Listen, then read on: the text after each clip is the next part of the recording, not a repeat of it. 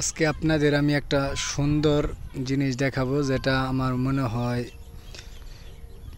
20 বছর পরে দেখছি। দেখেন, বাবুই পাখির বাসা। আগে যখন ছোট ছিলাম অ্যাভেলেবেল ছিল, বাট এখন একেবারেই বিরল। দেখে খুবই সুন্দর লাগছে।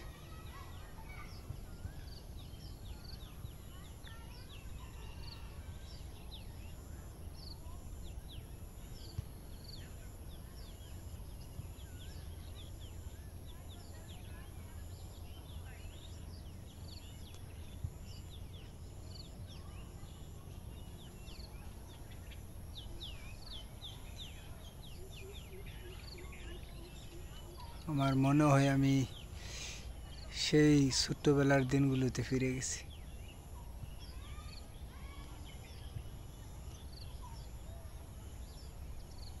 খুবই সুন্দর এবং মনোমুগ্ধকর একটি দৃশ্য। আমি জানি না আপনাদের কেমন লাগছে, বাট আমার অনেক ভালো লাগছে।